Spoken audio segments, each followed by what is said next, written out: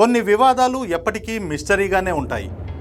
హిస్టరీలో ఇలాంటి మిస్టరీలు చాలానే ఉన్నాయి. అందులో ఓ మిస్టరీ మూన్ ల్యాండింగ్. అసలు ఇంతవరకు మనిషి చంద్రుడిపై అడుగే పెట్టలేదని కొందరి వాదన. దాన్ని కొట్టిపారేసే వాళ్ళు ఉన్నారు. ఆ మిస్టరీతో ముడిపడి ఉన్న వాస్తవాలపై మీరు చూడబోతున్నారు టాప్ సీక్రెట్. చంద్రుడిపై నీటి జాడలున్నాయని చంద్రయాన్ ప్రాజెక్ట్ తేల్చింది. ఇది భారత శాస్త్రవేత్తల అపూర్వ విజయం. అందుకే మన శాస్త్రవేత్తలను అమెరికా అంతరిక్ష పరిశోధనా సంస్థ నాసా అభినందించింది.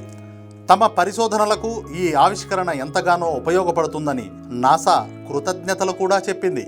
అంతరిక్ష పరిశోధనలను మలుపు తిప్పిన ఘట్టం ఇది. భారత శాస్త్రవేత్తలంతా విజయానందంతో ఎగిరి గంతేసిన సందర్భం ఇది. 4 దశాబ్దాల క్రితం అమెరికా శాస్త్రవేత్తలు కూడా ఇలాగే ఆనందంతో సంబరాలు చేసుకున్నారు. యావత్ మానవాళే అబ్బుర పడిందప్పుడు. అమెరికాకు చెందిన నీల్ ఆర్మ్స్ట్రాంగ్, ఆల్డ్రిన్లు చంద్రుడిపై అడుగుపెట్టిన మొట్టమొదటి మనుషులుగా చరిత్ర సృష్టించారు. 1969 జూలై 21న అమెరికా అంతరిక్ష నౌక అపోలో 11 చంద్రుని ఉపరితలంపై ల్యాండ్ అయింది. విజ్ఞాన శాస్త్రం అంతరిక్షాలను గాలించి చంద్రుణ్ణి చేరిన అద్భుత క్షణాలవి. ఈ విజయాన్ని చూసి అమెరికాలోని నాసా శాస్త్రజ్ఞులే కాదు, ప్రజలు ఆనందంతో ఎగిరి గంతులేశారు. కేకలు పెట్టి ఆనందాన్ని పంచుకున్నారు. ప్రపంచమంతా మనిషి సాధించిన ఈ విజయాన్ని తలుచుకుని పులకించిపోతూ ఉంటే కొందరు సైంటిస్టులు మాత్రం పెదవి విరిచారు. అమెరికన్ ఆస్ట్రోనాట్ల మూన్ ల్యాండింగ్ ఓ ట్రాష్ అని కొట్టిపారేశారు. అమ్మలు చిన్నపిల్లలకు బువ్వ పెట్టేటప్పుడు చందమామ రావే అంటూ పాడే పాటలాగే మూన్ ల్యాండింగ్ ఓ అందమైన అబద్ధమని వారు వర్ణించారు.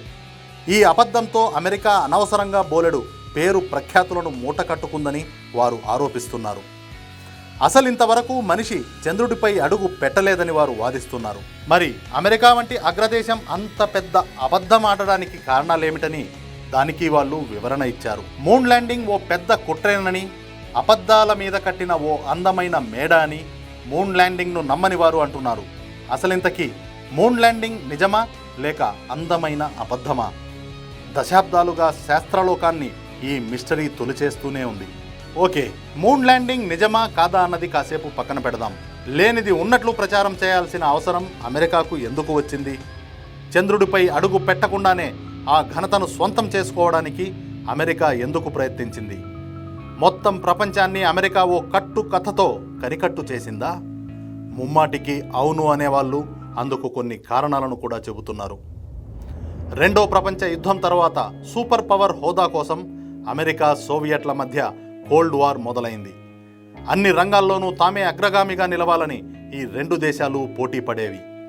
అరటిపళ్ల సాగు నుంచి అణుబాంబుల తయారీ వరకు ఒకటే పోటీ. ఈ పోటీ అంతరిక్షానికి పాకింది. అంతరిక్షంలో అప్పటికి అమెరికా కన్నా సోవియట్ యూనియన్ చాలా ముందంజలో ఉంది. 1957 అక్టోబర్లోనే సోవియట్ యూనియన్ స్పుత్నిక్ 1 శాటిలైట్ను అంతరిక్షంలోకి పంపింది. అదో చరిత్ర సృష్టించింది. ప్రపంచమంతటా సోవియట్ పేరు మార్మోగిపోయింది.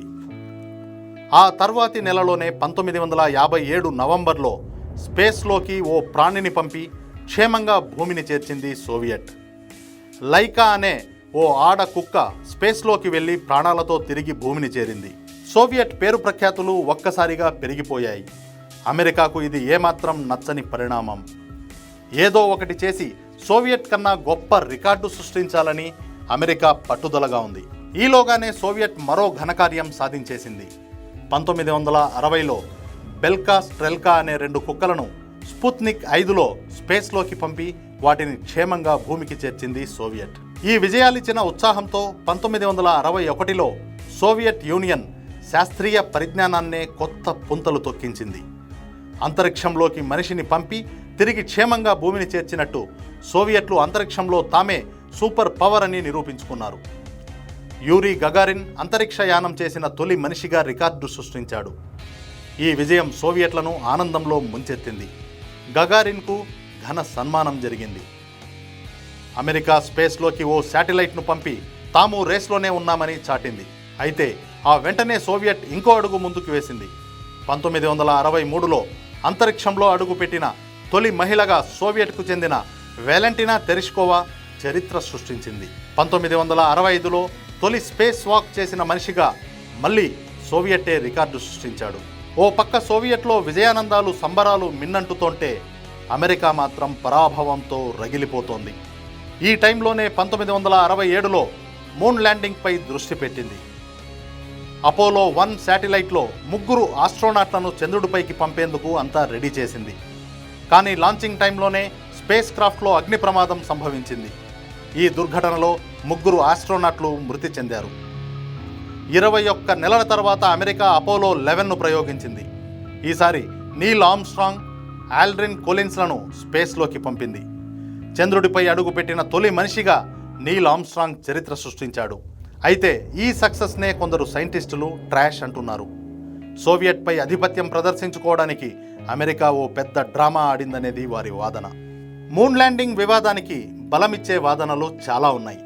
హాలీవుడ్ సినీ డైరెక్టర్ బార్ట్ సిబ్రెల్ అయితే మూన్ ల్యాండింగ్ స్టార్టింగ్ నుంచి చివరి దాకా అంతా ఓ హాలీవుడ్ సినిమాల ఫేక్ డ్రామానే అని ఆరోపించారు. అంతరిక్షంలో ప్రమాదకరమైన radiation belts, solar winds, coronal mass ejection, cosmic రేస్ను తప్పించుకొని చంద్రుణ్ణి చేరడం ముమ్మాటికి అసాధ్యమన్నది సిబ్రెల్ వాదన. ఈ ఇబ్బందులను అధిగమించే టెక్నాలజీ ఇంకా అందుబాటులోకి రాలేదని ఆయన అంటున్నాడు. రష్యన్ సైంటిస్ట్ పోక్రోవ్స్కీ అయితే సాటర్న్ V రాకెట్ వేగాన్ని, దాని సామర్థ్యాన్ని వివిధ పద్ధతుల్లో లెక్కించి ఓ నిర్ధారణకు వచ్చాడు. అపోలో 11 చంద్రుని చుట్టూ ఒక్కసారి తిరగడానికే సరిపోతుందని, అంతకు మించి చంద్రుడిపై ల్యాండ్ అయ్యి తిరిగి భూమిని చేరే పరిస్థితి ఉండదని ఆయన వాదిస్తున్నారు. Russian politician, writer Yuri Mukhin the moon affair of the USA పేరిట ఓ పుస్తకాన్ని ప్రచురించాడు. అందులో నాసా పైన, కమ్యూనిస్టు పార్టీ కేంద్ర కమిటీ పైన విమర్శలు గుప్పించాడు.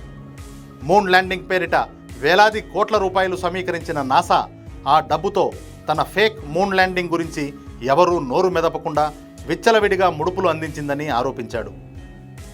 సోవియట్ కమ్యూనిస్ట్ పార్టీ కేంద్ర కమిటీలోని పెద్దలకు నాసా ముడుపులు అందించి మూన్ ల్యాండింగ్పై విమర్శలు చేయకుండా జాగ్రత్త పడిందని పోక్రోవ్స్కీ దుయ్యబట్టాడు. ఈ కారణంగానే మూన్ ల్యాండింగ్ ఓ డ్రామా అని తెలిసిన రష్యన్ సైంటిస్టులు ఎవరూ దాన్ని ప్రశ్నించలేదని ఆయన అంటున్నాడు. యూరోపియన్ ఆస్ట్రానమర్స్ భారీ టెలిస్కోప్లతో అపోలో సిరీస్ ల్యాండింగ్ సైట్స్ను అబ్జర్వ్ చేశారు. తాము తీసిన హై రెజల్యూషన్ చిత్రాల్లో ఎక్కడా కూడా అపోలో ల్యాండ్ అయినట్లు చెబుతున్న చోట ఎలాంటి హార్డ్వేర్ ఆనవాళ్లు లేవని టీమ్ లీడర్ రిచర్డ్ వెస్ట్ పేర్కొన్నాడు. జర్మన్ మ్యాగజైన్ డెర్ స్పీగల్ ఓ వార్తా కథనాన్ని ప్రచురించింది. అమెరికా, రష్యా ప్రజల్లో కూడా మూన్ ల్యాండింగ్పై భిన్నాభిప్రాయాలు వ్యక్తమయ్యాయి. అమెరికన్లు చంద్రుడిపై అడుగు పెట్టారంటే అసలు నమ్మలేమని 28% మంది రష్యన్లు అనుమానం వ్యక్తం చేశారు. 6% మంది అమెరికన్లు మూన్ ల్యాండింగ్పై సందేహాలు వెలుబుచ్చారు. నాసా విడుదల చేసిన మూన్ ల్యాండింగ్ ఫోటోలు కాన్స్పిరసీ థియరీకి మరింత బలం చేకూర్చాయి. నాసా విడుదల చేసిన ఫోటోల్లో ఏ ఒక్క దానిలోనూ నక్షత్రాలు లేవు. చంద్రుడిపై ఫోటోలు తీసినప్పుడు ఖచ్చితంగా నక్షత్రాలు కనపడాలి. అవి లేవంటే ఈ ఫోటోలను ఏ ఎడారిలోనో తీసి ఉండాలి అని ల్యాండింగ్ను నమ్మని వాళ్ళు అంటున్నారు. మూన్ ల్యాండింగ్ ఆపరేషన్ సక్సెస్ అయి తిరిగి భూమిని చేరిన తర్వాత ఆస్ట్రోనాట్లు నీల్ ఆర్మ్స్ట్రాంగ్, ఆల్డ్రిన్ కొలిన్స్లు మీడియాతో మాట్లాడుతూ తాము చంద్రుడిపై నక్షత్రాలను చూడనే లేదన్నారు. మూన్ ల్యాండింగ్ ట్రాష్ అనడానికి ఇంతకన్నా నిదర్శనం ఇంకేం కావాలని దీన్ని వ్యతిరేకించేవారంటున్నారు. ఇక చంద్రుని ఉపరితలంపై ఆస్ట్రోనాట్ల షూ గుర్తులు చూస్తే అవి తడి ఇసుకపై మనిషి నడిచినప్పుడు పడ్డ ఫుట్ ప్రింట్స్లా ఉన్నాయి. అంటార్కిటికా ప్రాంతంలో ఈ ఫేక్ డ్రామా షూట్ చేశారన్నది అనుమానితుల వాదన. చంద్రుడి నుంచి ఆస్ట్రోనాట్లు సేకరించిన రాళ్లు అంటార్కిటికా ప్రాంతపు రాళ్లను పోలి ఉన్నాయి.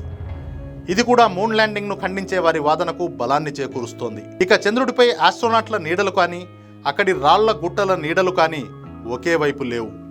ఒకే ఫ్రేమ్లో కొన్ని తూర్పు వైపునకు ఉంటే మరికొన్ని నీడలు పడమర వైపునకు ఉన్నాయి, ఇంకొన్ని దక్షిణ దిశగా ఉన్నాయి. అంటే ఆర్టిఫిషియల్ లైటింగ్తో, ట్రిక్ ఫోటోగ్రఫీతో మూన్ ల్యాండింగ్ డ్రామాను షూట్ చేశారనడానికి ఇదే నిదర్శనమని కొందరు సైంటిస్టులు అంటున్నారు. అలాగే ఓ ఫోటోలో చంద్రుడిపై అమెరికా జాతీయ పతాకం ఎగురుతూ కనిపిస్తుంది. ఎలాంటి వాతావరణం కానీ, గాలి కానీ లేని చంద్రుడిపై ఇదెలా సాధ్యమని వారు ప్రశ్నిస్తున్నారు. చంద్రుడిపై ఉష్ణోగ్రత చాలా ఎక్కువగా ఉంటుంది. 120 డిగ్రీల సెల్సియస్ కన్నా ఎక్కువే ఉంటుంది. అంత వేడిలో చంద్రుడిపై ఫోటోలు తీయడం సాధ్యం కాదని నిపుణులు అంటున్నారు. ఆ వేడికి కెమెరాలోని ఫిల్మ్ ఖచ్చితంగా కరిగిపోతుందని వారు అంటున్నారు. అపోలో ల్యాండింగ్స్లో చంద్రుడిపై వివిధ ప్రాంతాల్లో తీశామని చెబుతున్న ఫోటోల్లో బ్యాక్గ్రౌండ్ విజువల్స్ ఒకేలా ఉన్నాయి. ఇదెలా సాధ్యమని సైంటిస్టులు నిలదీస్తున్నారు. మూన్ జర్నీలో ఎదురయ్యే అయోనైజింగ్ రేడియేషన్ను తట్టుకునే శక్తి ఆస్ట్రోనాట్లకు ఖచ్చితంగా ఉండదని, అక్కడికి వెళ్ళిన వాళ్ళు తిరిగి భూమి మీదకు రావడం కల్లేనని నిపుణులు వాదిస్తున్నారు. ఆ రేడియేషన్ ప్రభావానికి కెమెరా పనిచేయదని వారు అంటున్నారు. ఇలాంటి ప్రశ్నలు చాలా ఉన్నాయి. అన్నీ కూడా మూన్ ల్యాండింగ్ను చంద్రుని సాక్షిగా నిలదీసేవే. వీటిలో చాలా వాటికి నాసా సమాధానాలు చెప్పడం లేదు. పైపెచ్చు ప్రశ్నించే వాళ్ళ నోళ్లు నొక్కాలని నాసా చూస్తోందని వారు ఆరోపిస్తున్నారు. ఓ అద్భుతాన్ని సాధించిన వారెవరైనా సరే వారిని అభినందించి వెన్ను తట్టాల్సింది పోయి కొందరు మూన్ ల్యాండింగ్ను అనవసరంగా వివాదం చేస్తున్నారని నాసా అంటోంది. తమ జీవితంలో దీన్ని సాధించలేకపోయిన వాళ్ళు అసూయతోనే ఇటువంటి దుష్ప్రచారానికి పాల్పడుతున్నారని నాసా తప్పుపడుతోంది. ప్రపంచంలో మూన్ ల్యాండింగ్పై ఎవరు అనుమానాలు వ్యక్తం చేసినా వాటిని నివృత్తి చేసేందుకు తమ దగ్గర సమాధానాలున్నాయని నాసా అంటోంది. కొందరు సైంటిస్టులు సంధించిన ప్రశ్నలకు సమాధానాలు చెబుతోంది. ఫోటోల్లో నక్షత్రాలు కనిపించకపోవడానికి ప్రధాన కారణం మూన్ ల్యాండింగ్లన్నీ పగటివేళ మాత్రమే జరగడం వల్లనేనని నాసా అంటోంది. డే టైం వెలుగులో నక్షత్రాలు కెమెరాలకు చిక్కవని నాసా సైంటిస్టులు వాదిస్తున్నారు. చంద్రుడిపై ఆస్ట్రోనాట్ల ఫుట్ ప్రింట్స్కు సంబంధించి చంద్రుడిపై మట్టి బూడిదలా బాగా మెత్తగా ఫేస్ పౌడర్లా ఉండడం వల్లనే షూ ప్రింట్ అంత స్పష్టంగా పడిందని నాసా వివరించింది. అక్కడ గాలి లేకపోవడం వల్లనే ఆ ముద్ర అలా నిలిచిపోయిందని వారంటున్నారు. అపోలో ప్రాజెక్టులో దాదాపు 4 లక్షల మంది ఉద్యోగులు పనిచేస్తున్నారు. డజనుకు పైగా ఆస్ట్రోనాట్లు స్పేస్ జర్నీ చేశారు. లక్షలాది మంది మూన్ ల్యాండింగ్ను టీవీల్లో వీక్షించారు. వాళ్ళకెవరికీ రాని అనుమానాలు కేవలం కొందరు సైంటిస్టులకే ఎందుకు వస్తున్నాయని నాసా ఎదురు ప్రశ్నిస్తోంది. అన్నింటికన్నా ముఖ్యంగా అసలు అమెరికా విజయంలో ఏదన్నా లోపం ఉండి ఉంటే సోవియట్ సైంటిస్టులు వేలెత్తి చూపకుండా ఉంటారా అని కూడా నాసా నిలదీస్తోంది. మూన్ ల్యాండింగ్పై సోవియట్ సైంటిస్టులు ఎలాంటి అనుమానాలు అభ్యంతరాలు వ్యక్తం చేయకపోవడాన్ని నాసా గుర్తుకు తెస్తోంది. మూన్ ల్యాండింగ్ నిజమనడానికి సోవియట్ల మౌనాన్ని మించిన సాక్ష్యం మరొకటి అవసరమే లేదని నాసా చెబుతోంది. జర్మన్ మ్యాగజైన్ డెర్ స్పీగెల్ ఓ వార్తా కథనాన్ని ప్రచురించింది. 20వ శతాబ్దంలో కొన్ని మిస్టరీలకు ఎప్పటికీ క్లూలు దొరకవనేది ఆ కథనం సారాంశం.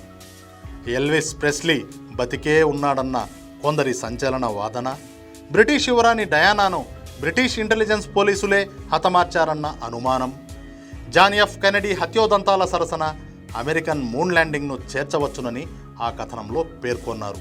మూన్ ల్యాండింగ్ను అనుమానించాల్సిన అవసరమే లేదని ఆ కథనం తీర్పు. ఇలా మూన్ ల్యాండింగ్ను సమర్థించే వాళ్ళు అనుమానించే వాళ్ళు ఉన్నారు. అమెరికన్లు చంద్రుడిపైకి వెళ్ళారా లేదా అన్నది ఎవరూ తేల్చలేనిది. ఎందుకంటే అది నిజమా కాదా అన్నది తేలాలంటే అనుమానాలున్న వాళ్ళంతా చంద్రుడిపైకి వెళ్ళాలి. అక్కడ అమెరికా జెండా ఉందా లేదా అన్నది అప్పుడే తెలుస్తుంది. లేదంటే ఆ చంద్రుడే దిగి వచ్చి సాక్ష్యం చెప్పాలి. ఈ రెండు జరిగేవి కాదు. అందుకే ఈ మిస్టరీ మరికొన్నేళ్ల పాటు ఇలా సాగుతూనే ఉంటుంది. చంద్రుడిపై మనిషి మకాం పెట్టే పరిస్థితి వచ్చినప్పుడే ఈ వివాదానికి ఫుల్ స్టాప్ పడుతుంది.